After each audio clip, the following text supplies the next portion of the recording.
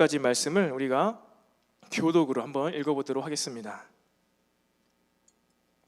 사도행전 21장 17절부터 26절까지 한 절씩 우리 교독으로 제가 먼저 17절 말씀을 읽겠습니다. 예루살렘에 이르니 형제들이 우리를 기꺼이 영접하거늘 그 이튿날 바울이 우리와 함께 야고보에게로 들어가니 장로들도 다 있더라.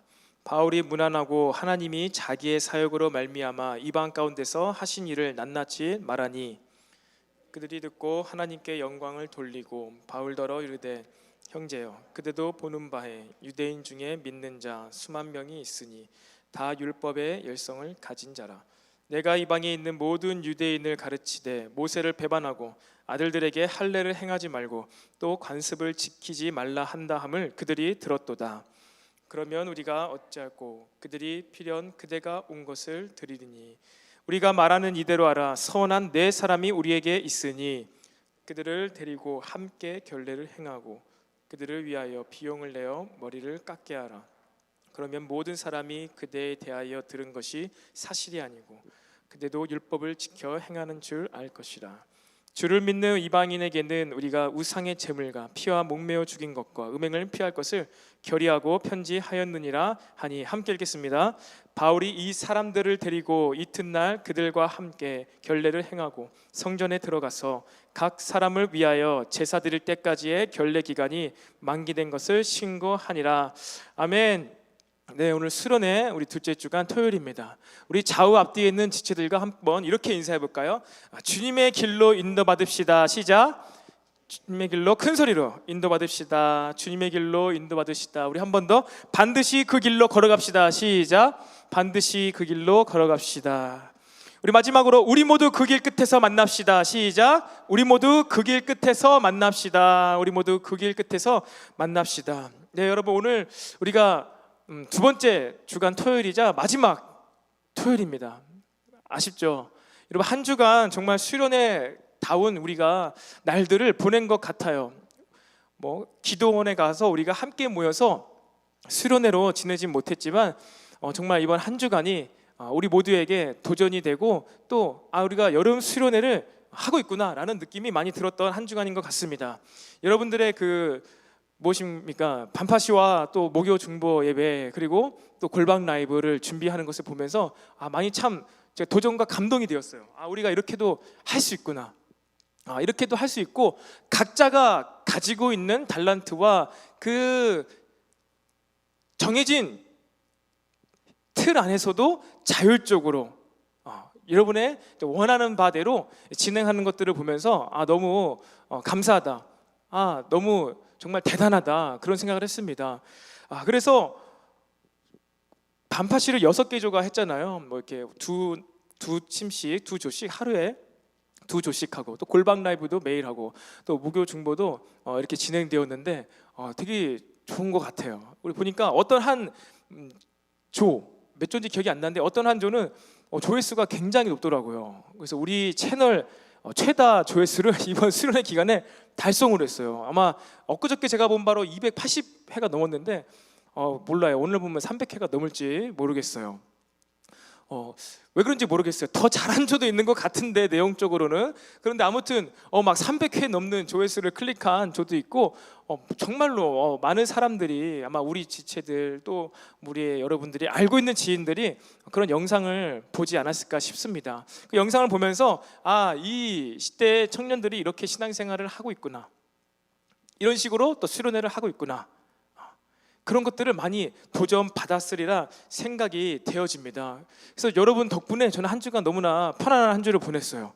반파시의 구속으로부터 자유로워졌어요. 그래서 이번 주 월요일에 이제 둘째가 조리원에서 나와가지고 사실 저에게도 굉장히 바쁜 나날들이었거든요. 그래서 마침 타이밍이 딱 기가 막히게 이렇게 딱 맞아가지고 이번 주에 제가 모든 그러한 제가 주중했던 사역으로부터 참 자유로웠습니다. 제가 이제 하기 싫어서 그렇게 한 건 아니에요. 조리원에서 나온 날짜를 제가 계획한 게 아닙니다. 한 주 미뤄졌어요. 원래는 그 전주에 지난주에 나왔어야 되는데 한 주 미뤄졌잖아요. 병원에서 일주일 더 입원해 있어가지고 그래서 이렇게 딱 절묘하게 맞아 떨어졌는데 아무튼간에 여러분들이 이 수련회 기간 가운데 여러분들이 말씀을 또 읽고 해석하고 이런 걸 보면서 어떤 조들은 정말 제가 하는 거랑 너무나 말투랑 이런 것까지 비슷하게 했더라고요. 물론 색다르게 굉장히 발랄하게 한 팀도 있는데 굉장히 좀 비슷하게 한 팀도 저도 있고 그래서 참 친근감도 느끼고 내가 했던 게 이런 느낌이었나라는 것도 좀 느꼈던 시간이었던 것 같습니다. 어쨌든 중요한 것은 여러분들 우리는 우리 수련회를 함께 이제 만들어 가고 있어요. 우리가 주님께 하나님의 길로 또 길을 만드시는 주님께 함께 인도를 받았으면 좋겠습니다. 여러분 우리가 지금 이 자리에 모였습니다. 또 유튜브로도 보고 계실 텐데 이 자리까지 오는 길 여정이 여러분 어땠습니까? 지금 방금 제가 나갔다 왔을 때는 비가 그쳤어요. 좀 있으면 해가 뜰지도 모르겠어요. 이 비가 지금은 거의 그쳤습니다. 그런데 우리가 교회 올 때만 해도 폭우가 쏟아졌죠. 그러니까 11시, 12시에는 정말로 이 하얗게 물보라가 일 정도로 파도가 치는 것처럼 이 비가 막 옆으로 오는 현상이 있잖아요. 그래가지고 제가 12시쯤에 이거 하이킹 경로 변경을 위해서 막 계획을 다시 짰습니다. 비가 너무 많이 오면은 거기까지 걸어가는데 갈 수는 있을 거예요. 그런데 또 내일 또 주일인데 또 많이 좀 여러 가지 불편하고 어려운 상황이 발생할 수도 있을 것 같아서 가까운 한내천으로 경로를 잡았어요. 그래서 그 한내천으로 갈 때는 다 같이 이렇게 좀 갔다 오는 걸로 그래도 우리가 하이킹의 의미를 세상 속에서 걷는 길의 의미를 좀 느껴보고자 그렇게 계획을 했는데 다행히 지금 비가 그쳤습니다. 비가 그쳤습니다, 여러분. 우리는 예정대로 하이킹을 진행할 것 같아요.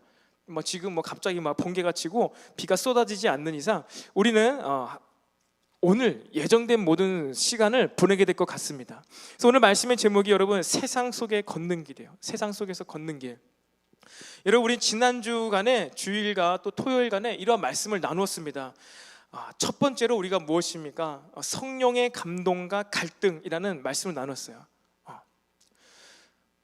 하나님께서 열어주시는 길, 하나님께서는 길을 열어주시는 분이신데 우리를 이끄시고 목적이 있으시고 의지가 있으신 하나님이세요.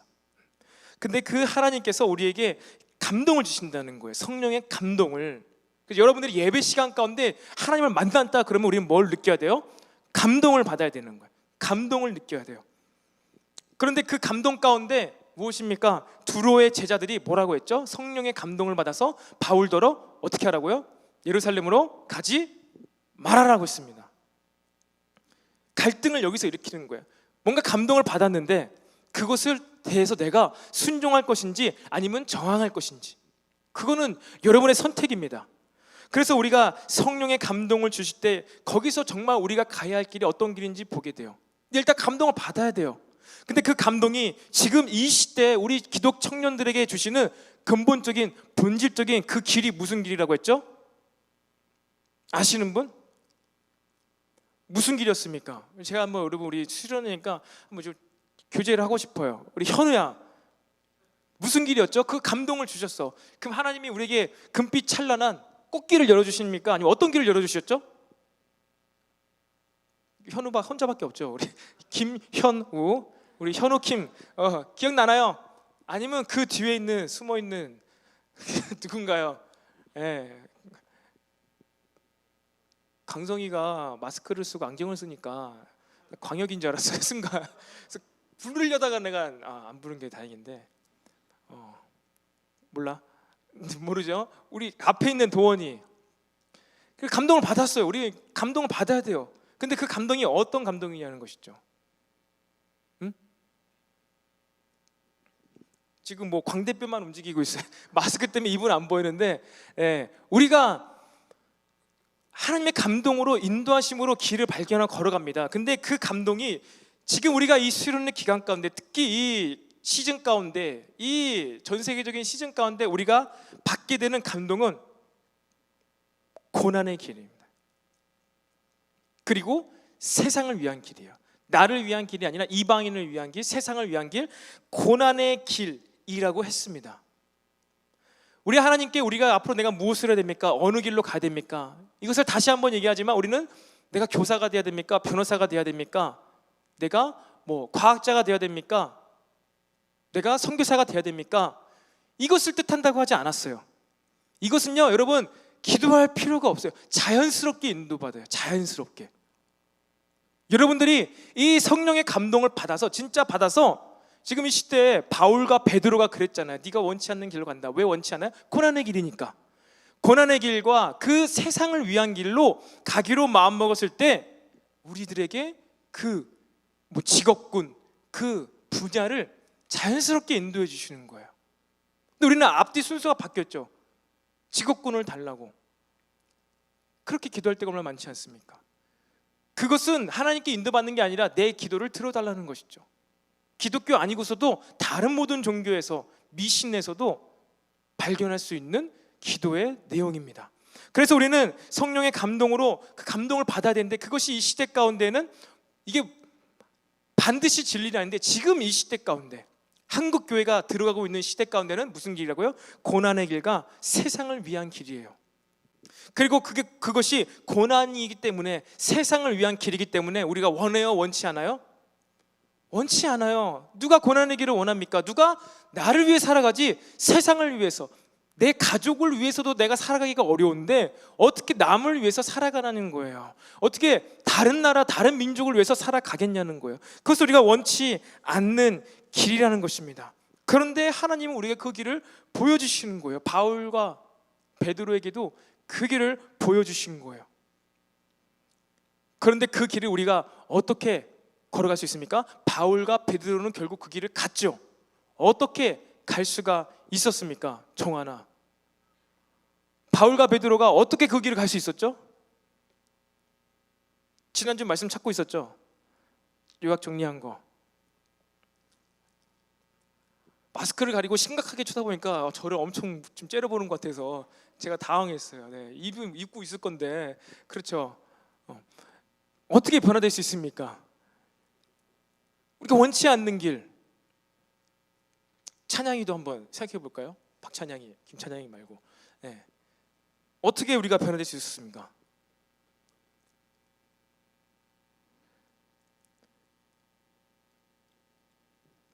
잘 기억이 안 나죠? 오늘 비도 오고 약간 다 검은색 옷을 입었어요. 저도 그렇고 완전 올블랙인데 이제 회색 옷, 회색까지 입었고, 이따가 하이킹 나갈 때는 또 회색 바람막이를 입고 갈 거예요. 그리고 여러분들 가운데도 대부분 이제 검은색으로, 완전 절반 이상이 블랙이어서 그런지 지금 어두워졌어요. 분위기가 완전 어두워져서 수련의 첫날 같아 지금 오늘. 수련의 첫날로 가서 다시, 지금 제가 오늘 요약을 준비하길 잘한 것 같아요. 정말 요약을 준비하길 잘한 것 같아요. 여러분, 우리가 이 웨이메이커 수련의 주제가요, 우리의 전 신앙 생활의 그 주제예요. 그래서 일주일 만에, 9일간 만에 다 끝내는데, 이것이 그냥 연결되지 않으면요 그냥 똑같아요. 맨날 듣는 얘기 또 하는구나요. 근데 이것을 여러분들이 지난주 토요일부터 내일까지 메시지를 숙지할 수 있어야 돼요. 숙지할 수 있어야 돼요. 내가 어느 과정까지 왔지? 그럼 네 과정에서는 내가 무엇을 극복해야 되지? 여기서는 뭐를 인도받아야 되지? 내가 성령의 감동을 받아야 되는지, 나에게 주어진 고난의 길과 세상의 길이 나에게 구체적으로 무엇인지, 고난의 길과 세상의 길, 여기서 우리가 발견되어져야 되는 것, 사실 지난주 토요일과 주일날 발견되어지는 것은 그 감동 가운데 내가 짊어져야 될 고난이 무엇이지? 내가 가야 될 세상의 길이 무엇이지? 그것을 알아가는 거예요. 구체적으로. 그리고 그것이 이제 가정 가운데, 교회 가운데, 그리고 사회 생활 가운데서, 그리고 이거구나, 이 분야로, 이 길로 나는 고난을 감당하면서 세상 사람들을 위해서 살아가야 되는구나 라고 할 때 오늘의 메시지가 의미가 있는 거예요. 세상 속에 걷는 길. 그렇다면 우리는 어떻게 이제 세상 속에 내가 발견된 그 고난의 길은 다 다를 거예요. 여러분들 다 다릅니다. 분야가 달라요. 전문 분야가 달라요. 근데 그 전문 분야에서 내가 이만큼 내가 준비하고 연습하고 이렇게 해가지고 내가 뭐 취직했고 내가 이제 공무원이 되었으니까 내가 이것을 마음껏 누려야지, 이것이 아니라 내가 이렇게 해서 왔는데 여기서 내가 정말 고난을 하면서 남을 위해서 희생과 헌신과 봉사와 쏟을 걸 알면서도 믿어주는 책임감 가운데 내가 이 직장에서, 이 영역 가운데서 내가 섬겨야 지가 되는 거예요. 그 섬겨야지 마음 먹었어요. 섬겨야지 마음 먹고 그 직장에서, 학업 가운데, 가정에서, 그렇다면 내가 어떠한 방법으로 섬길 수 있는가를 오늘 나눌 거예요. 근데 그것이 지난 시간까지 해가지고 성령의 감동도 없고, 그리고 난 아직까지도 나를 위해서 살고 싶은데, 그 고난은 난 싫은데, 그리고 내가 어느 분야에서 고난은 힘든 걸 뜻하기보다 왜 고난이냐면은 내가 잘못해서 고난이 아니라 희생하고 섬기고 봉사하고 속아주면서도 믿어주면서 책임을 져주기 때문에 고난이 되는 거예요. 내가 실수하고 잘못하고 일 못하고 어리석어서 까먹어서 고난당하는 거는 우리 잘못이죠. 그것은 여기서 말하는 고난이 아니에요. 근데 그 고난을 희생하면서 봉사하면서 섬기면서 사랑 가운데 고난을 감당하면서 나아갈 때 어떤 태도와 자세로 나갈 것인가를 오늘 나누게 된다는 것이죠. 그래서 어쨌든 중요한 것은 여러분 무엇입니까? 고난의 그 길을, 내가 원치 않는 길을 어떻게 갈 수 있어요? 어떻게 되면은, 뭘 받으면은? 성령 충만해지면은. 성령 충만을 받을 수 있는 것은 주님이 사랑하는 자, 주님을 사랑하게 될 때 성령 충만을 받게 돼요. 베드로가 예수님이 네가 나를 사랑하느냐, 네가 나를 사랑하냐, 네가 나를 사랑하냐. 그 후에 오순절날 성령님이 임하신 거예요. 바울도 눈이 멀었는데 아나니아가 안수함에 눈에서 비늘이 벗겨지고 그가 성령 세례를 그때 받게 됩니다. 그래서 우리에게 하나님을 사랑합니다, 내가 주님을 사랑합니다 가운데 성령님이 부어지면 어떻게 됩니까? 주의 영이 내게 임해서 내가 변화되는 거예요. 내가 바뀌게 되는 거예요. 근데 그 과정 가운데 어떤 식으로 상대방에게 있어서 나의 이전의 모습을 보게 되어질 때, 특별히 저는 제 아이를 키우면서 그 아이의 안에 있는 저의 이전의 그 모습을 보면서 나의 부모님도 이렇게 나에게 대해줬었지, 이것을 통해서 그 아이를 사랑하게 되는 것이죠. 그 아이에 대한 사랑의 마음이 있으니까 그 아이에 대한 태도와 자세와 섬김, 봉사하는 것이 바뀌게 되는 거예요. 나도 예전엔 저랬었는데, 나도 저렇게 어린 때가 있었는데, 연약할 때가 있었는데, 부족할 때가 있었는데 지금 내가 이렇게 장성하게 되었구나. 이 모습 가운데 우리가 세상을 섬길 수 있어요. 고난을 감내하면서 섬길 수가 있는 거예요. 주님의 사랑을 깨닫게 될 때 그렇게 된다는 것입니다. 나도 예전에 거짓된 말과 그런 행동을 했었는데, 나도 예전에 금전적인 유익을 가장 우선순위에 두고선 사람들과 관계를 맺었는데, 이번에 내가 밥 사면 다음번에 상대방이 반드시 밥을 사야만 하는 그런 나의 과거의 모습을 상대방이 갖고 있는 모습을 통해서 보게 되는 것이죠. 과거에 나도 한때는 친구들과 지체들과 믿음의 공동체 안에서 커피를 사고 밥을 샀을 때 내가 한 번 사면 반드시 기억해뒀다가 다음번에 그 사람이 사야 되는데 그 상대방이 또 아무 말 없이 그냥 카운터로 가지 않고 앉아있을 때 마음에서 막 너무 어려워지는 거, 부글부글 끓는 거, 안절부절 못하면서 일어나야 되나 말아야 되나, 언제가 되지? 쟤는 왜 안 일어나고 있는 거야? 그러면서 지난주에 내가 샀는데 너 왜 아직도 안 일어나고 있어? 이렇게 말을 하고 싶은 심정이 내가 있었는데, 우리가 그 사랑을, 주님께 받은 사랑을 알고 나니까 그런 마음들이 들지를 않는 거예요. 예수님께서도 십자가를 앞두시고 나서 너무나 괴로워하셨어요. 기도하시고 변화되셨어요. 여러분, 우리가 변화되는 이 이벤트, 이 사건이 없으면요, 우리는 이 길을 갈 수 없어요. 절대 갈 수가 없습니다. 반드시 우리가 변화되어야 돼요. 여러분의 의지와 결단을 얘기하는 것이 아닙니다. 여러분의 의지는요, 언제든지 꺾이게 돼 있어요. 오늘처럼 폭우가 쏟아지고 비가 막 오면은 어떻게 됩니까? 하이킹 가고 싶다, 오늘 교회 가고 싶다, 그냥 유튜브로 봐야 되겠다. 아무리 의지가 있어도요, 안 되는 거예요. 그리고 합리적으로 이제 설득하기 시작하죠. 이렇게 비가 많이 올 때 하이킹을 가는 거는 무식한 거야. 전사님, 왜 이렇게 무식한 거야? 왜 안양천이 범람해야지만 뭐 안 간다고? 무슨 말이야? 무슨 말을 저렇게 해? 왜 이렇게 무식해? 여러분, 우리가 변화되지 않으면요, 우리의 의지로는요 할 수가 없고, 합리적으로 그 다음에는 본인을 설득하기 시작합니다. 내가 지금은 비가 많이 와서 교회 안 가는 게 마땅한 거야, 당연한 거야. 변화되지 않으면요, 우리는 그 길을 절대 갈 수 없습니다. 그리고 여러분, 변화해달라고 기도하죠. 성령 충만을 위해서 기도하죠. 그것은요, 목적이 있어야 돼요. 목적이. 그 앞에 나의 고난의 길, 성령의 감동을 아는 자가 목적이 있는 변화를 추구하게 됩니다. 목적 없이 어떻게 변화를 합니까? 변화를 해도 변한지도 모를 거예요. 뭘 위해서 변하는지 모르기 때문에. 목적이 있는 변화를 하시기 바랍니다. 그냥 열심히 그냥 밤새 기도하고, 아니에요. 목적이 이시 기도를 해야 돼요. 주님, 내가 오늘 밤 반드시 이 문제를 해결받기 원합니다. 주님의 사랑과 마음을 더 받기 원합니다라는 목적을 두시고 기도하시기를 바랍니다. 반드시 우리의 변화는요, 목적이 있는 거예요. 하나님의 그 길을 알게 된 자들, 나의 고난의 길과 내가 어떻게 세상의 어느 것을 위해서 길을 가야 되는지 아는 자들, 그에 앞서 성령의 감동을 받는 자들이 그 목적이 있는 변화를 하게 된다는 것이지요. 그래서 지난번 말씀 요약을 다시 한번 띄워주면요, 하나님께서 길을 열어주시는 방법은요, 성령의 감동을 받을 수 있어야 돼요. 그리고 그것을 바르게 해석할 수 있어야 됩니다. 그것 가운데 이제 고난의 길이구나, 이것이. 이 감동을 받기 전에는요, 여러분 지금 지식적으로 그냥 저 단어 문장을 해석해서 맞아, 성령의 감동을 받아야 되지, 해석해야 되지, 그리고 그 길은 고난의 길이어야지, 이게 안 와닿는 거예요. 그 고난의 길이 모르는 거예요. 성령의 감동을 받을 때 우리가 가야 될 고난의 길을 알게 되는 것이죠. 그리고 그 길 앞에 우리의 변화된 우리만이 그 길을 갈 수 있습니다. 변화된 우리 존재가 변화된 우리. 그래서 어떻게 변화될 수 있다고요? 상대방 안에 있는 과거의 나의 연약했던 모습, 그것을 보면서 그 사람이 사랑스러워지는 거예요. 그 사람이 측은해 보이는 거예요. 그 사랑의 마음 가운데 성령님이 우리 마음 가운데 충만히 임하게 된다는 것이죠. 그렇게 우리는 어떻게 해요? 길을 걸어갈 수 있습니다. 자, 여러분의 가야 될 길은 어디입니까? 지난주에 우리 크게 카테고리로 가정, 교회 공동체, 직장, 우리 모든 사람들에게는 이 세 가지 공통된 길이 있습니다. 그 길이 있어요. 그것까지는 여러분들이 있어야 돼요. 가정 안에서의 나의 고난은 무엇일까? 교회 공동체 안에서 나의 고난, 내가 섬기고 희생하고 봉사하며 사랑해줘야 될 것이 무엇인가?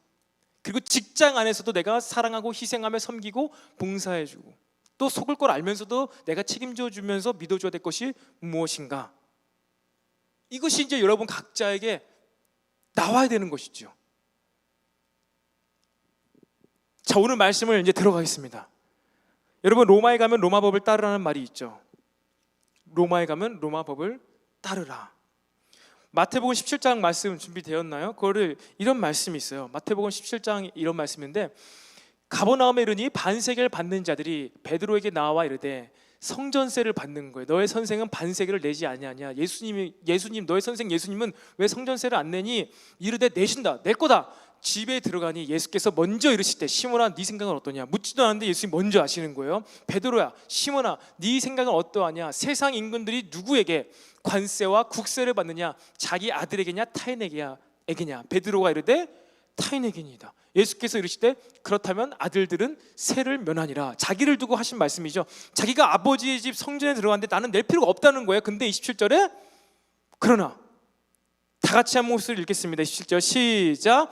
그러나 우리가 그들이 실족하지 않기 위하여 내가 바다에 가서 낚시를 던져 먼저 오르는 고기를 가져 입을 열면 돈 한 세겔을 얻을 것이니 가져다가 나와 너를 위하여 주라 하시니라. 여러분, 이것이 예수님께서 로마 제국의 지배를 받던 유대 공동체 이스라엘에서 사셨던 모습이에요. 아시겠습니까? 예수님께서 여러분 생각했을 때 막 성전을 뒤집어 엎으잖아요. 허리띠를 풀어서 탁탁탁 치면서 내 집은 만인이 기도하는 집이라고 일컬음 받게 된다고 했는데 강도의 소굴로 만들었거나 하면서 막 뒤집어 엎고 발로 차고 막. 근데 오늘 예수님께서는 굉장히 그러시지 않으셨어요. 그 사회의 기준과 규칙을 따르셨어요. 질서를 지키셨어요. 불의와는 싸우셨습니다. 성전이 그 강도의 소굴로, 그 장사를 하는 거는 맞아요. 그렇게 했어요. 그런데 장사를 할 때 폭리를 취한 거예요. 4배에서 10배 이상의 비싸게 팔았던 거예요. 그러니까 강도죠. 날강도. 그리고 그들이 장사했던 성전 뒷뜰은 누가 있는 곳이었느냐? 1층 로비 같은 거예요. 아니 유아부실, 잠옷실 같은 곳이에요. 여인들과 아이들이, 이방인들이 예배 드리는 장소가 성전 뒷뜰이었어요. 성전 안뜰은요 유대인 남자가 예배를 드렸어요. 거기는 거룩하게 해놓고 성전 뒷뜰에서 예배 드려야 되는데 누가요? 이방인들 중에서 개종한 사람들, 유대교로. 그리고 여자와 아이들, 그들이 있는 곳에 짐승을 가져다가 놓으니까 예배를 드리지 못하는 거예요. 제사를 드리지 못하는 거예요. 그거를 보고 예수님께서 강도의 소굴로 만들었다면서 뒤집어 엎은 겁니다. 왜?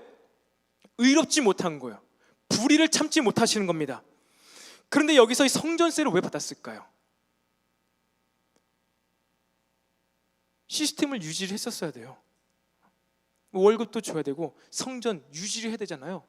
질서입니다. 사회의 질서, 조직을 유지하기 위한 그러한 기준들이었어요. 이 질서, 사회의 질서와 이러한 성전을 유지하기 위한 것은요, 예수님께서 따르셨다는 거예요. 낼 필요가 없지만 그럼에도 내셨다는 것이죠. 왜? 그들이 실족치 않게 하기 위해서. 오늘 우리가 읽은 본문 말씀 가운데 바울이 결례를 행하러 들어갔다라는 말이 있습니다. 21절 22절에 다시 보면은 이런 말씀이 있죠. 네가 이방에 있는 모든 유대인들을 가르치되 모세를 배반하고 아들들에게 할례를 행하지 말고 또 관습을 지키지 말라 한 담을 그들이 들었도다. 그러면 어찌할꼬? 그들이 필연 그대가 온 것을 들으리니. 여러분, 이때가 지금 어느 때이죠? 바울이 3차 선교 여행을 마치고 이제 예루살렘으로 들어가고 있는 때였어요. 그리고 이 기간 가운데 수만 명이나 되는 유대인들이 기독교인이 되었습니다. 유대 기독교인들이에요. 유대인들이 예수님 믿게 된 거예요. 수만 명이나. 그 유대인들이 가지고 있던 것이 무엇이죠? 율법입니다. 관습입니다. 전통이 있었어요. 그런데 이방 나라에서 유대인들의 관습과 정통과 그런 규칙들을 모르는 이방인들은요, 무엇이죠? 결례를 행하지 않아요. 절기를 안 지켜요. 음식을 먹고 싶은 대로 먹어요. 왜? 그것이 구원과 상관없기 때문에. 그랬더니만 이렇게 하지 않아도 너희들이 구원받을 수 있다라고 바울이 선교 여행을 하면서 복음을, 진리를 선포한 거예요. 그랬더니만 이스라엘에서 소리를 들은 것이죠. 아, 바울이 모세의 율법을 폐한다, 율법이 필요 없다고 말한다, 이런 소문이 엄청 퍼졌던 것이지요. 그래서 제자들이, 사도들이 고민한 거예요. 아, 어떡하지? 지금 바울이 선교는 잘 했는데 유대 기독교인들이 지금 이 바울에 대해서 신문하려고 지금 벼르고 있는데 큰일 났다. 그래서 어떻게 합니까? 결례를 행하자라고 바울에게 말하게 됩니다. 여러분, 우리가 세상으로 나아갈 때 우리는요, 혼란을 막기 위한 질서와 공동체의 안녕을 위한 규칙을 따라야 합니다. 오늘의 주제예요. 혼란을 막기 위한 질서, 공동체의 안녕을 위한 규칙을 따르면서 우리는 어디로 걸어갈 수 있다고? 이제 세상으로. 로마에 가면 로마 법을 따라라.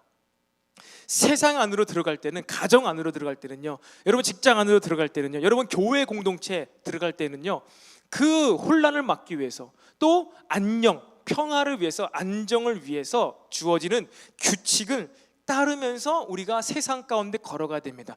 여러분이 가정 생활을 할 때에도 있어서 마찬가지인 거예요. 여러분의 가정의 질서와 혼란과 안정을 위해서 불의를 하지 않은, 진리에서 벗어나지 않은 기준들은요, 지킬 수 있어야 되는 거예요. 나는 이제 막 성령 충만합니다. 여러분은 기도를 많이 합니다. 막 은사를 받았어요. 방언을 받았어요. 너무 좋아요. 그래서 내가 일주일 동안 집에 들어가지 않고 내가 성전에서 기도하겠습니다. 굉장히 추천합니다. 적극 추천합니다. 기도하십시오. 기도하시는데, 그렇다면 여러분은 지금 가정이 있습니다. 부모님과 대부분 같이 살아요. 그러면 가정의 질서는 여러분들이 해결하고 와야 돼요. 가정의 평화와 안정을 위해서 부모님을 설득시키고 이해시키고 오든지, 아니면 그렇게 하지 말고 집에서, 방에서 기도하시든지 그렇게 해야 된다는 거예요. 여기서 우리가 굉장히 지혜가 필요합니다. 여기서 우리가 지혜가 필요한 거예요. 직장 생활을 하는 데 있어서 9시부터 6시까지가 근무 시간이에요. 이때는 일을 해야 돼요. 이것이 그 조직을 위한 선한 그러한 기준이잖아요. 규칙이잖아요. 근데 나는 반드시 아침 9시부터 9시 10분까지는 큐티하기로 자기 스스로 정해놓고 출근해서 9시 10분까지 큐티라는 거예요. 되겠습니까? 안 되겠습니까? 안 되는 거예요. 9시부터 6시까지 근무하는 게 불의한 일입니까? 아니죠. 불의한 일이 아니에요. 진리와 벗어난 일이 아니라는 거예요. 우리는 지혜로워야 됩니다. 로마에 가면 로마법을 따르는 것처럼 세상으로 나아갈 때 우리는요, 혼란, 질서를 위한 것, 그리고 평화, 안전, 안녕을 위한 규칙은요, 반드시 따라야 돼요. 예수님께서 그래서 성전세를 내신 거예요. 낼 필요가 없지만, 여러분, 우리는 세상 안에서 질서를 뒤집어 엎는 자가 아니에요. 우리는 혼란을 야기시키는 자들이 아닙니다. 불의를 엎어서 진리가 선포되게 하는 자들이지, 우리는 세상의 질서를 막 어지럽히는 자들이 아니에요. 여러분, 세상에 있는 모든 것들이 다 악이 아닙니다. 세상에 있는 모든 것들이 다 사탄 마귀 것들이 아닌 거예요. 모든 것들이 다 그렇지는 않다는 거예요. 바울의 이 결례를 행한다, 이것은 무엇이냐면요, 당시에 서원한 자들이 있었어요. 서원한 4명이 우리에게 있다고 했죠. 서원한 4명은요 나지르라고 불렀습니다. 나지르. 이게 뭐 같습니까? 구약에 나시린이었어요. 나시린은요 평생의 나시린이 있고요, 기간을 구분해가지고 뭐 1년, 뭐 10년 이렇게 한정적인, 제한적인 나시린, 2가지의 나시린이 있었습니다. 그래서 평생의 나시린은, 일평생의 나시린은 누가 있을까요? 우리가 아는 것처럼 세례 요한이 그랬고요, 삼손이 그랬습니다. 나시린이에요. 그리고 자기의 인생에, 나는 1년 동안에는 내가 나시르로 서원하겠습니다 라고 할 때에는 그들은 무엇을 하죠? 머리를 깎지 않고, 독주를 마시지 않고, 시체를 만지지 않아야 돼요. 그리고 1년의 그 서원한 기간이 끝나면, 그 끝나는 기간 때 뭘 할까요? 머리를 깎아요. 이게 결례예요. 그들의 관습이에요. 그들의 규칙이에요. 나의 이제 이 나지르의 제한, 한정된 이 서원 기간이 끝났습니다라는 것을 공동체에게 알리는 거예요. 그래서 그 사람이 이제 머리를 깎거나 뭐 포도주를 마시거나 뭐 이렇게 해도 괜찮은 거예요.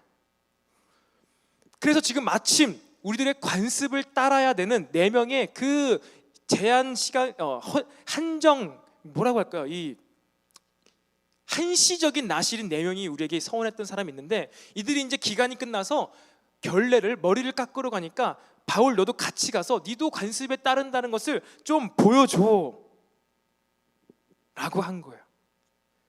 근데 여기서 어떻게 합니까? 바울이 예전에 베드로 선교에 갔을 때, 베드로가 그 이방인들과 죄인들과 식사를 하는 데 있어서 유대인들이 나타나자 베드로가 어떻게 했죠? 내가 이방인들과 밥 먹는 것을 보았을 때 이 유대인들이 깜짝 놀랄까봐, 그들이 나를 이상하게 볼까봐 밥 먹다 말고 갑자기 일어서 자리를 떠났어요. 이것을 보고 사도 바울이 베드로 사도한테, 완전 대선배잖아요, 베드로 사도한테 막 뭐라면서, 바울 어떻게 당신이 이럴 수 있습니까? 우리가 복음을 선포하는 데 있어서 왜 당신이 이 이방인들을, 왜 이제 복음을 받아들여서 예수를 믿게 된 그들을 부끄럽게 만들었습니까? 라고 막 따지던 사람이었어요. 자신보다 나이가 엄청 많았을 거예요. 그런 바울이었는데, 만약에 진짜 그냥 바울이 성격 때문에, 성깔 때문에 그렇게 했더라면 여기서도 그랬겠죠. 무슨 얘기냐고, 우리가 머리를 깎아야 구원받냐고, 나 이런 거 다 필요 없다고 하면서 배째라고, 나는 안 깎겠다고, 이렇게 나갈 수도 있을 텐데, 바울은 지금 군소리 없이 어떻게 했죠? 결례를 행하러 갔습니다. 바울이 베드로와의 그 과거에 그렇게 했던 것은 자기 성격 때문에, 성깔 때문에 그런 게 아니었다는 거예요. 불의한 행동을 베드로가 했기 때문이에요.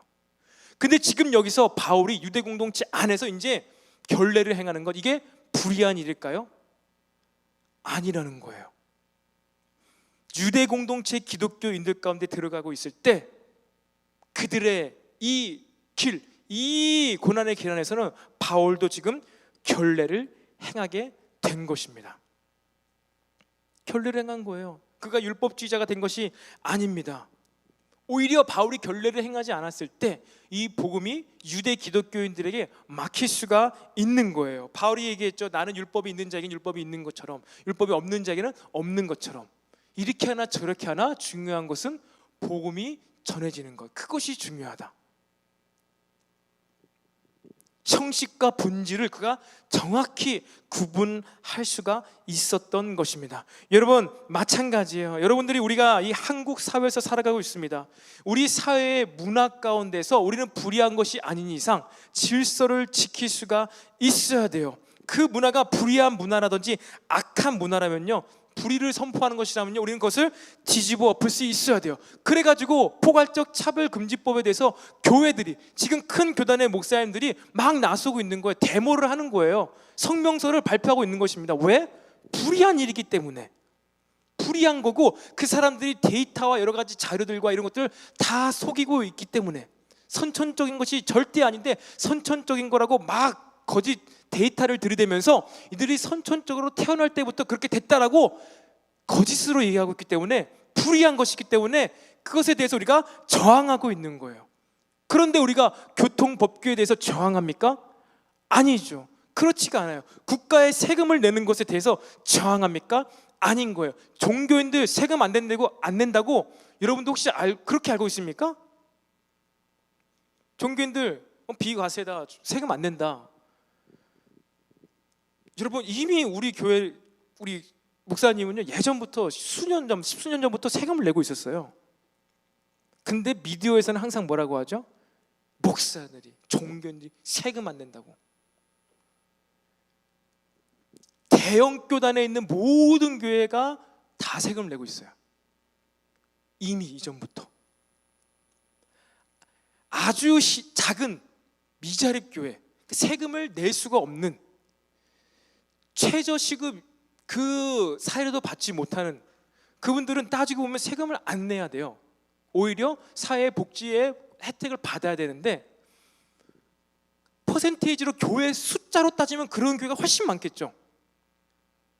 그러니까 막 이상한 수치와 이런 것들을 막 현혹해가지고 믿지 않는 자들 혹은 믿는 자들까지도 막 기독교가 막 불의한 집단이다, 막 이렇게 막 꾸며대고 있는 거예요. 근데 결코 그렇지 않습니다. 제대로 된 교회는요, 우리 교회도 마찬가지고 국가에다가 낼 의무를 마땅히 하고 있는 거예요. 우리는 이제 자립했으니까 마땅히 우리는 국가에 대한 세금도 내는 거예요. 예수님께서도 가이사의 것은 가이사에게, 하나님의 것은 하나님에게 내라는 것이죠. 내라고 한 거예요. 그 가이사에게 세금을 내면은 그 세금으로 가이사가 막 군인들 막 더 많이 고용해가지고 우리나라 민족을 핍박할 것 같은데, 그러면 안 내야 되나요? 뭔가 말은 맞는 것 같은데 예수님께서 하신 결정은 내라는 거예요. 국가의 조직과 안녕과 질서와 규칙을 지키기 위해서 필요하다는 거예요. 여러분, 우리는 이 여러분의 그 분야, 그 세상을 위한 그 길을 걸어갈 때요, 그 분야에 있는 그 직장, 일터, 여러분의 가정도 다 가정의 문화가 다를 거 아니에요. 어디는 통금이 있는 가정이 있을 것이고 통금이 없는 가정도 있을 것입니다. 그 가정의 문화 안에서 이것이 악한 것이 아니라면은 그 안에서 행해야 돼요. 그런데 우리 청년 공동체, 유난히 열심히 있는 청년 공동체와 가정 공동체가 충돌을 일으킨 부분이 있다. 여러분이 지혜롭게 타협을 하세요. 여러분이 지혜롭게 타협을 해서 가정의 안녕을 유지하면서 우리는 함께 성장하기 바랍니다. 함께 성장하기를 원해요.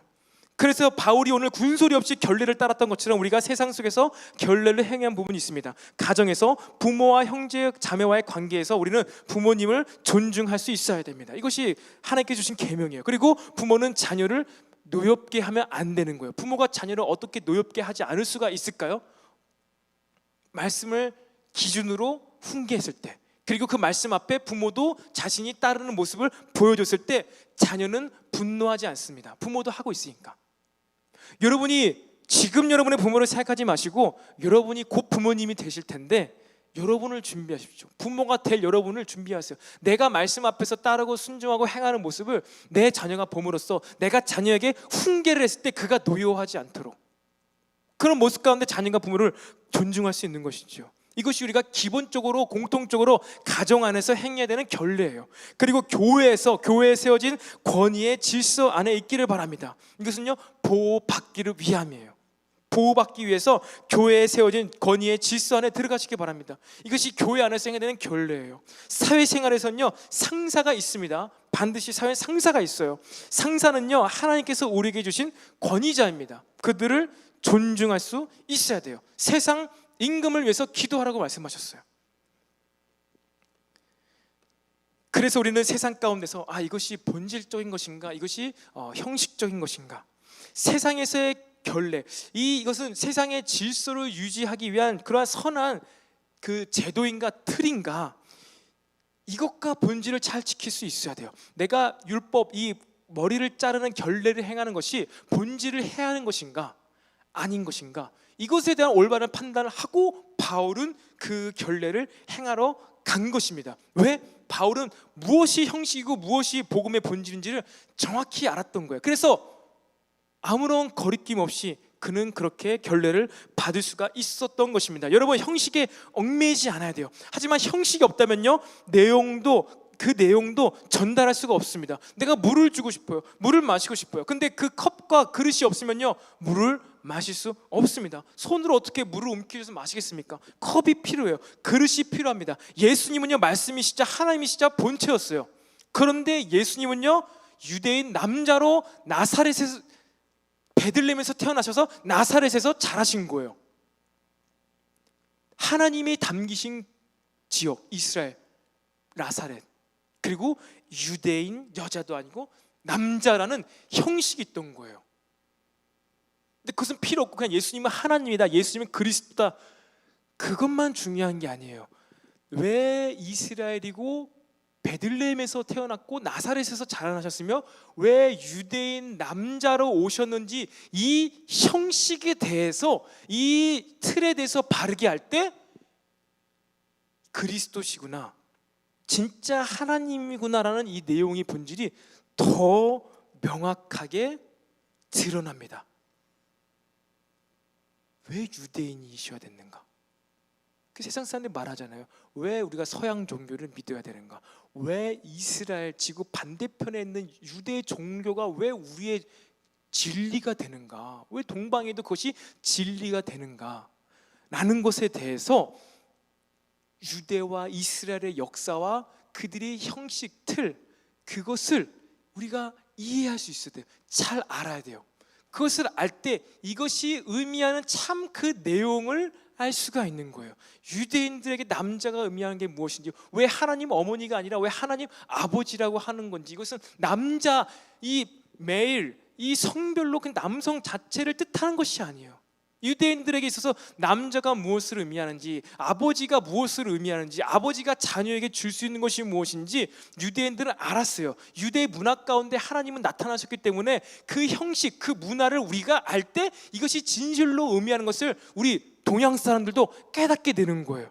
이런 의미에서 우리는 형식을 알아야 돼요. 문화를 알아야 돼요. 형식을 알기 위해서, 형식을 지키기 위해서, 문화를 지키기 위해서 그것을 아는 것이 아니라 내용과 본질을 알기 위해서 형식을 알아야 된다는 거예요. 여러분, 가정 가운데 열시 통금이 있다. 열시 통금이 중요한 게 아니라 왜 우리 부모님은 열시 통금을 만드셨는지 역사를 공부해 보세요. 이유를 물어보세요. 그렇게 얘기를 나눠보니까, 아, 아빠, 내가 생각했을 때 그런 의미로 10시 통금이 있었구나. 그렇다면 지금 시기 가운데는 11시 통금도 괜찮을 것 같아.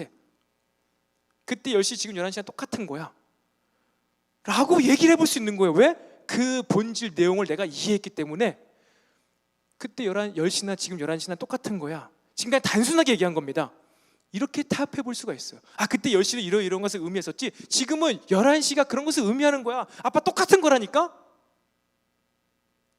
지혜롭게 대화할 수가 있어요. 근데 그냥 10시에만 목매어서, 아, 왜 10시인가? 도대체 왜 10시 있는 거야? 이렇게만 답이 안 나오는 거예요. 여러분이 왜 유대인인가? 왜 이스라엘인가? 왜 결례를 따랐는가? 이것을 집중한 것이 아니라, 그 자체에 집중한 것이 아니라 그 본 뜻을, 속뜻을 알았을 때 우리는 어떠한 문화와 어떠한 여러분의 어린 세대든 청소년 세대든 장년 세대든 형식을 바르게 알면요, 그 내용을 그들의 눈높이에 맞게 전달할 수가 있다는 것입니다. 여러분이 알고 있는 이 복음, 예수님, 그리스도, 메시아, 메사흐, 호흡이라는 이 진리를요, 그 형식, 여러분 자체가 또 형식이죠. 여러분 자체가 하나의 관점입니다. 여러분의 관점으로, 여러분의 말로, 여러분의 형식으로 그 그리스도를, 진리를 설명해낼 수 있어야 돼요.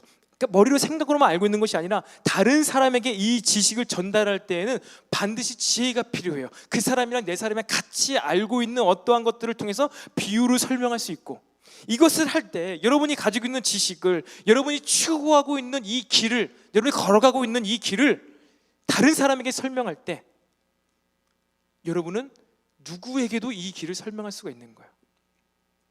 누구에게도. 더욱더 많은 사람에게, 외국인에게도, 어린 아이에게도, 노인에게도 여러분이 이 길을 가고 있는 것을 설명할 수 있을 때 여러분은 더 분명하고 확실하게 이 길로 걸어가게 되는 거예요. 근데 내 가족에게도 내 친구에게도 내가 걸어가고 있는 이 길을 해석하지 못해. 심지어 나도 내가 왜 이 길을 걸어가고 있는지 몰라. 그냥 예수님을 위해서 살고 싶어. 나는 믿음으로만 사는 거야. 근데 나도 내가 이것을 해석을 못하고 내 옆에 있는 사람에게도 이것이 설명이 안 되어져. 그가 알고 있는 형식으로 내 내용을 그 사람의 형식으로 닮아서 설명을 못해. 그러면요, 우리는 세상 속에서 이 길을 걸어갈 수가 없습니다. 나 혼자 상상 속으로는 걸어갈 수 있겠죠. 그런데 세상 속에서 이 길을 걸어갈 수가 없는 거예요. 다른 사람에게 설득하지 못하면, 이해시켜주지 못하면은 자꾸만 나도 아닌가 보다 하게 되고, 어느 순간 내가 나를 스스로 이제 도리어 설득하고 있어. 이것은 내가 잘못 생각했나 보다. 그때 내가 받은 감동이 잘못된 감동이었나 보다. 이 고난이 아니었나 보다. 그래도 고난보다는 축복이지. 이렇게 스스로 설득하게 된다는 것입니다. 여러분, 찬양팀 악기 주자만 앞으로 나오시고요. 우리가 말씀을 정리하겠습니다. 여러분, 우리가 이제 이 세상 가운데 나아가는 길은요, 무슨 길이라고요? 질서, 평화, 이것이 이루어가는 거예요. 불의하지 않는 기준 가운데서. 그리고 우리가 세상으로 나아갈 때 그 안에서 이 결례를 행할 수 있을 때, 이 문화의 옷을 우리가 적절하게 잘 입을 수 있을 때, 내가 가지고 있는 그리스도의 복음을 내가 살아가고 있는 그 공동체, 그 조직의 문화로 바르게 살아낼 수 있을 때 우리는 그 세상 속에서 길을 걸어갈 수 있어요. 우리가 알고 있는 이 복음, 예수님 진리, 이 예수님은 그리스도다라는 이 복음은요, 어떠한 불의한 조직이 아닌 이상 어떠한 조직에 가든지 능력을 나타내게 되어 있습니다. 사람들의 이목을 끌게 되어 있습니다. 앞서가게 되어 있습니다. 그 조직을 더 복되게 만들 수가 있습니다. 그것이 진리인 거예요. 전제 조건은 그 조직이 불의한 조직이 아니다는 전제 하에서 그렇다는 것이죠.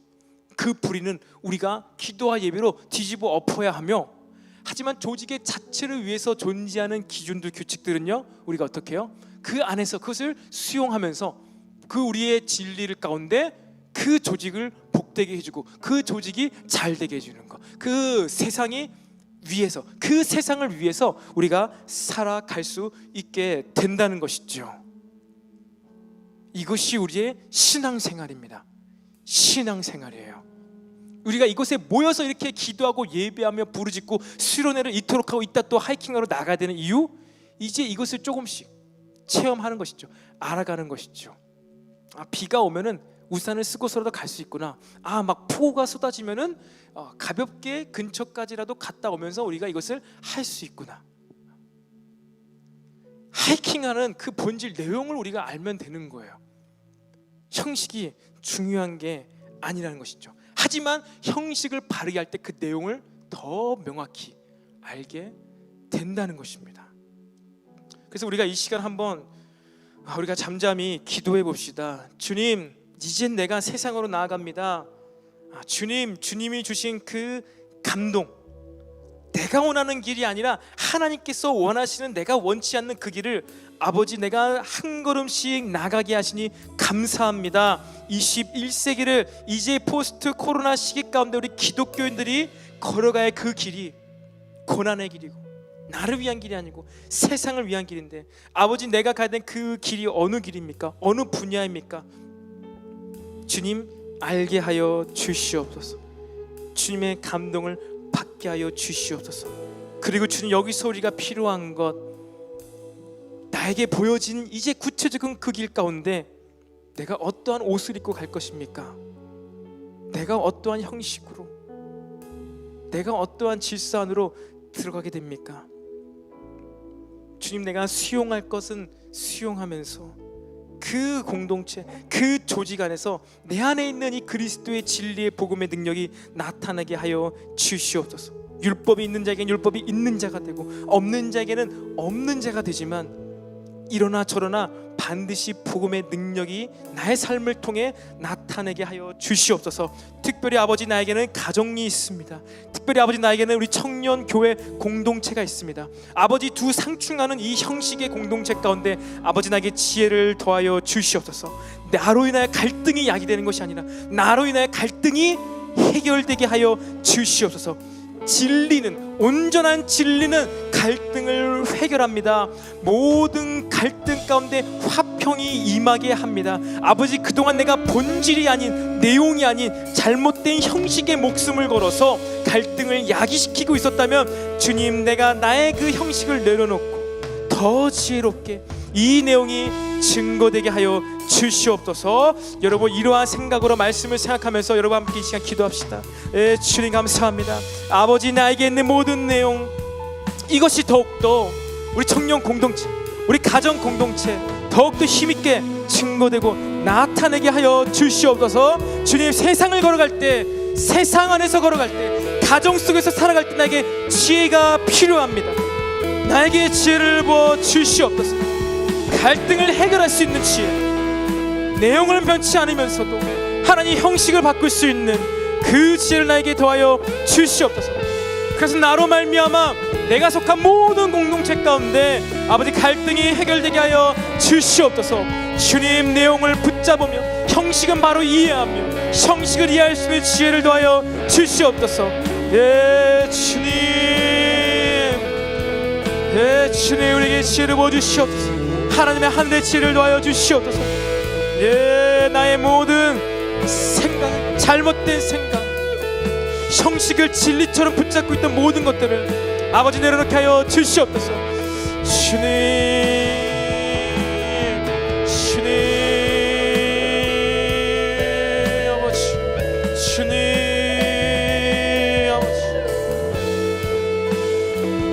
아버지. 우리가 이 시간 한 가지 두고 기도할 때 여러분 생각해 보십시오.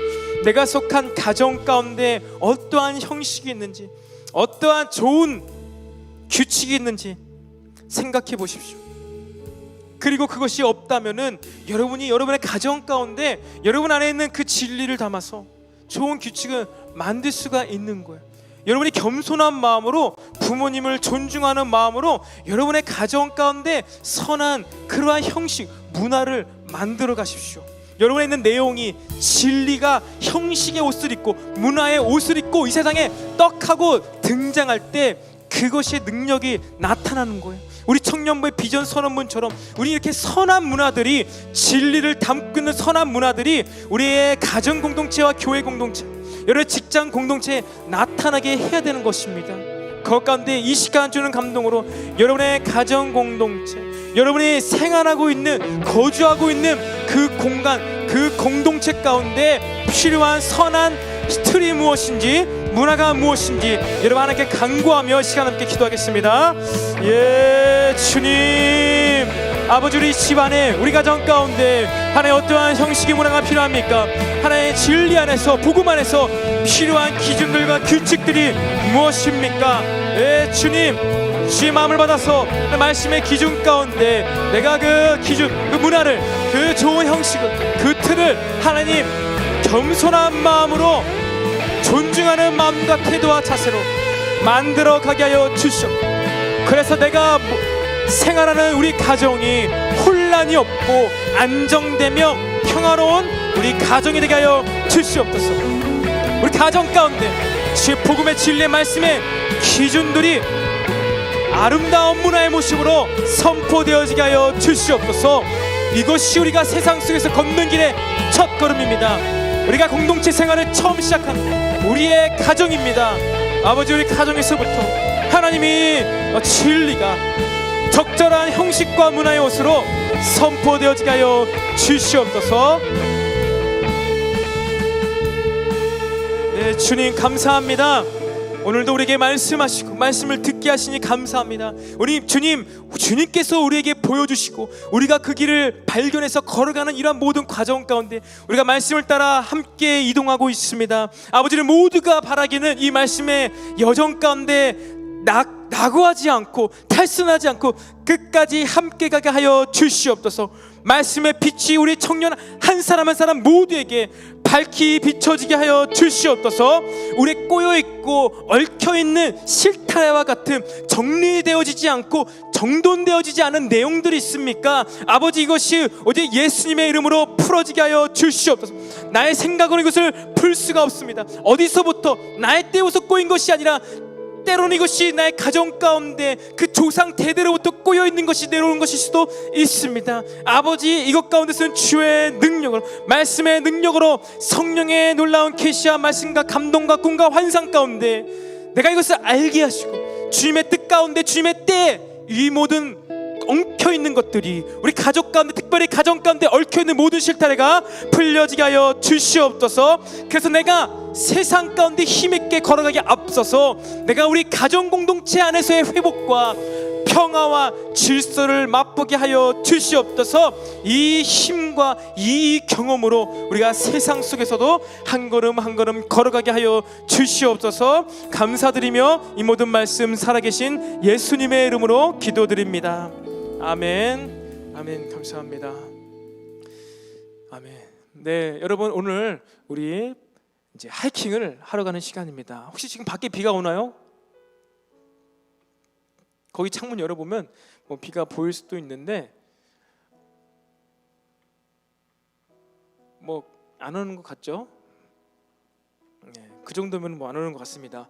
네, 여러분, 우리는 이전과 다른 색다른 전무후무한 수련회를 진행하고 있습니다.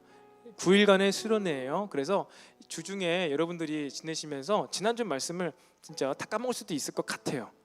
뭐 저야 그만 맨날 이 생각만 하니까 생각을 하지. 오늘 지목 받았다가 대답하지 못하신 현우, 도원이, 찬양이 정죄감 갖지 마시기 바랍니다. 다 모를 수도 있어요. 그런데 중요한 건 이제 우리가 이제 앞으로 잘 걸어가면 되죠.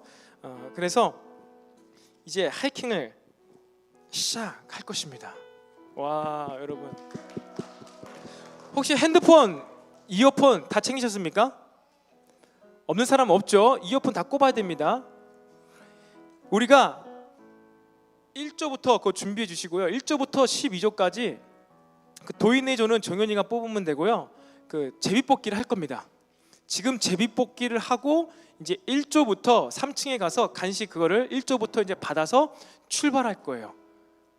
그러면서 제가 이제 1층에서 이제 출발하는 것부터 해서 여러분들 출발하는 것부터 해서 이제 계속 영상을 송출합니다. 그래서 이제 우리 엘림 청년부에 영상이 뜨면은 그거 여러분 접속하시면 돼요. 가면서 우리가 바울이 이제 사도, 우리가 걷는 길 했잖아요. 그렇다면 사도 바울은 이 말씀 가운데 진짜 자신이 어떻게 걸었는지를 볼 거예요. 사도 바울이 어떻게 이 유대 공동체 가운데 걸어가고 예수님을 증거했는지 여러분이 하이킹을 하면서 그 메시지를 같이 들으면서 걸어갈 것입니다. 그래서 여러분, 우리의 목적은요 무엇일까요? 이번 하이킹의 목적이 무엇일까요? 그 금총구 거기 뭐 그 주소, 그 안양천 옆에 있는 지역인데 우리가 가서 빨리 거기 찍고 오는 게 우리 목적이 아닙니다. 빨리 안 갔다 와도 돼요. 천천히 가도 됩니다. 메시지가 잘 해석되면 됩니다. 그래서 중간 경로 지점을 지금 뽑을 건데 그곳에 가서 그냥 인증샷 조원들끼리 찍으시고 나중에 올리면 되니까 일단 찍으시고 그리고 목적지까지 오시면 됩니다. 그래서 루트는 조 안에서 알아서 짜시면 돼요. 여러분의 입맛에 맞게 루트는 짜시되 중간 경로 지점만 잘 가셔서 사진 찍고 최종 목적지에 오시면 됩니다.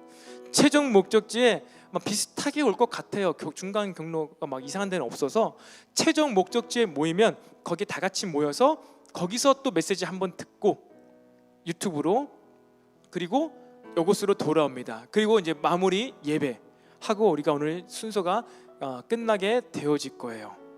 그래서 다행히 너무 날씨가 막 뜨거워서 막 쓰러지는 사람이 있으면 어떠나 걱정했는데 너무 선선해서 그러지는 않을 것 같아요. 대신 추울 수 있을지 모르겠습니다. 그래서 감기 걸릴까요?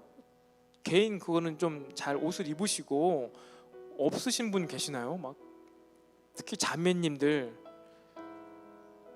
없으시면은 어떻게 하죠?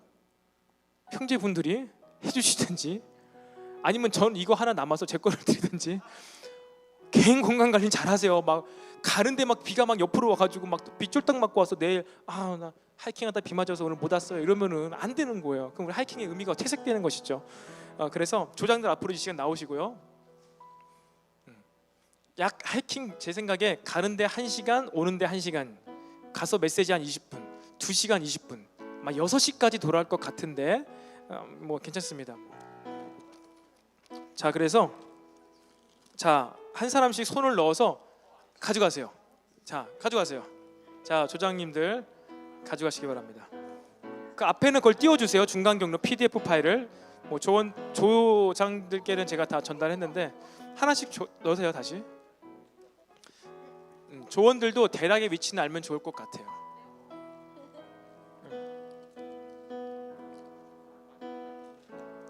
자, 우리 1조부터 공개를 하겠습니다. 1조부터. 자, 일단 다 뽑았나요? 자, 1조부터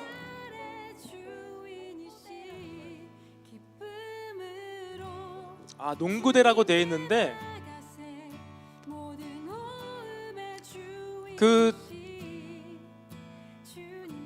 제가 조장 분들께 그거 보내줬죠?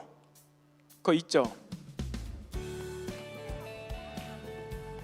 농구 한 판이에요. 농구 한 판. 농구 한 판, 농구대. 저기 위치 알겠죠? 자, 2조 누구죠? 어디예요? 돌다리예요. 돌다리. 저기 돌다리가 있죠. 알죠? 저기 강으로 돼 있는데 돌다리가, 징검다리가 있어요. 거기서 사진 찍으면 됩니다. 3조. 안양천 넘어가는 6교. 저기네요. 저게 금천구청역이죠? 거기 6교 앞에서 찍으시면 돼요. 어딘지 알 것 같아요. 4조. 하안삼동 우체국 어딘지 알죠? 하안사거리인가요? 거기에 조금 전에. 다 5조. 네, 민주. 스타벅스가 저기 있는 거야. 저게 하안사거리에 있는 스타벅스 같은데. 이거 보세요. 저기 하안사거리 그 다음인가? 네. 독산 근린공원 라인에 있는 스타벅스예요. 지금 본인이 어딘지 알아야 돼요. 자, 6조.